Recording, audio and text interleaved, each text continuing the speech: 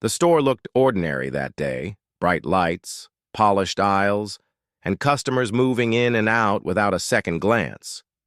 But hidden behind the calm, something darker was brewing.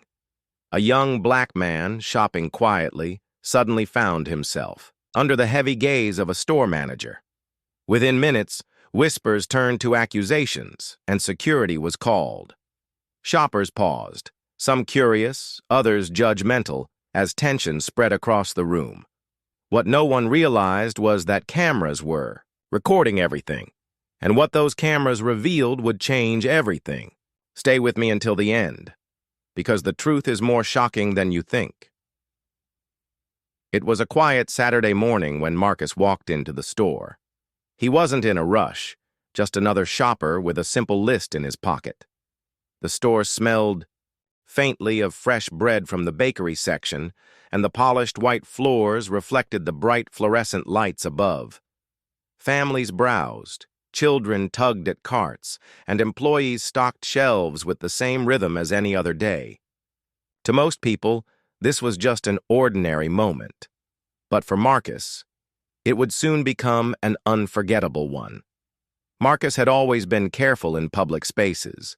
As a young black man, he knew the weight of the stares he sometimes received, the subtle suspicion in people's eyes. He had learned to keep his head down, to avoid unnecessary attention. Today, though, he felt relaxed.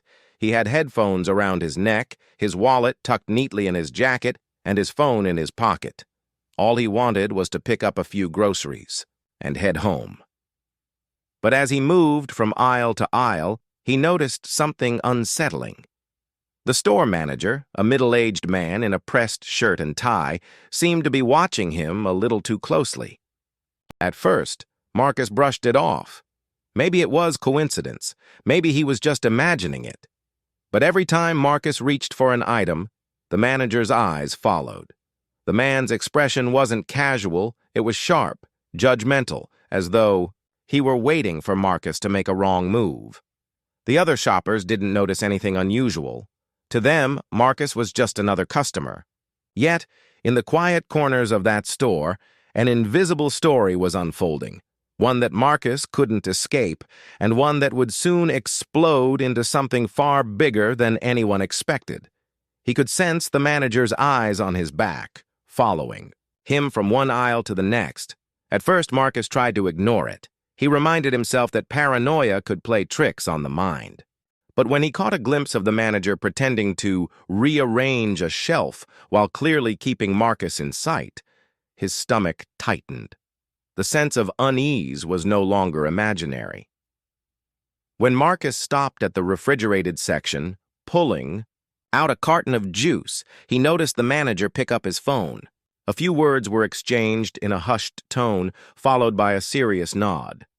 Marcus's chest tightened as he realized what was happening. The manager wasn't just watching anymore, he was calling security. The thought made Marcus's mind spin. He hadn't stolen, hadn't even attempted to. His basket was filled with everyday items anyone might buy. Yet here he was, already being judged, already being painted as guilty before he had the chance to prove his innocence. Minutes later, 2 uniformed security guards walked into the store. Their posture was firm, their expressions unreadable. Customers began to notice. Whispers spread quickly. Some glanced at Marcus. Others tried not to stare but couldn't help themselves. The air shifted, charged with tension, as though everyone was waiting for something to happen. Marcus's heart pounded. He thought of leaving everything behind and walking out, but he knew that would only make things worse. He thought of explaining himself, but deep down, he feared that his words would mean nothing against assumptions already made about him. The security guards moved closer. The manager pointed directly at Marcus, his voice stern, his finger steady.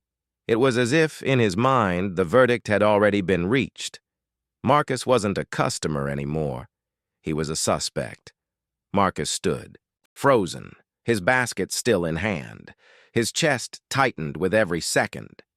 He had done nothing wrong, yet the weight of judgment pressed down on him like a heavy stone. One guard asked him to step aside, their tone carrying more authority than respect. The manager hovered nearby, already convinced he had caught a thief. The crowd began to whisper. Others leaned in, curious, some shaking their heads, others nodding in quiet approval of the manager's decision. Marcus felt every stare pierce into him, branding him guilty before any proof existed. The guards demanded to see inside his basket. Marcus hesitated, because it wasn't about the basket, and he knew it. It wasn't about groceries or theft. It was about the color of his skin, about an assumption made before he had ever stepped foot inside the store. As the guards reached for his basket, a voice cut through the silence. One of the cashiers, nervous but firm, pointed toward the row of monitors behind the checkout counter. Security cameras. They had captured Marcus's every move since he entered. The footage was already playing back, heads turned. On the screens, Marcus appeared calmly browsing, picking up items, checking prices. Nothing unusual, nothing suspicious. The evidence was undeniable. No theft, no wrongdoing. Just an innocent man shopping. The room shifted. Whispers turned into uneasy silence. Some shoppers looked ashamed, others avoided eye contact. The guards paused, uncertain, while the manager's confident expression cracked into disbelief. And in that single moment, the truth shattered the false narrative. The man they accused wasn't guilty. The real crime was the prejudice that had led him here. The silence in the store was heavy, almost unbearable. The security footage continued, rolling across the monitors, each frame showing Marcus moving through the aisles like any other shopper.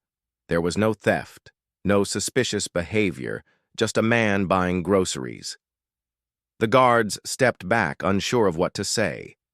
Marcus set his basket down slowly, his hands trembling, not with guilt, but with anger, humiliation, and exhaustion.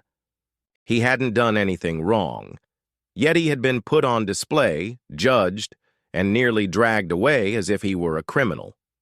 His dignity had been stripped in front of strangers, and no camera could erase the sting of that. The manager's face flushed with discomfort. He mumbled something about protocol, but the excuse fell flat. Everyone knew what had happened wasn't about store policy, it was about prejudice. About the way assumptions can grow into accusations, and accusations into humiliation. Marcus didn't shout. He didn't argue.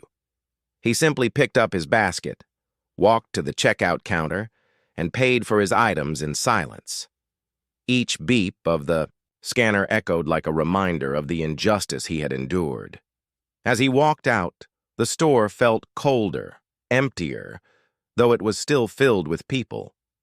For those who witnessed it, the moment lingered long after Marcus left. Some would go home and try to forget, but others, maybe just a few, would carry the uncomfortable truth with them. That racism doesn't always wear a loud face. Sometimes it hides behind suspicion, behind policy, behind a simple glance that assumes guilt without reason. The cameras had revealed the truth that day. But Marcus didn't need cameras to know it. He had lived it. And for anyone watching this story, the question remains, how many times does the truth go unseen when there are no cameras to capture it? If you've experienced or witnessed the same, share your story in the comments and don't forget to like, subscribe, and share this video so together we can spread the message further.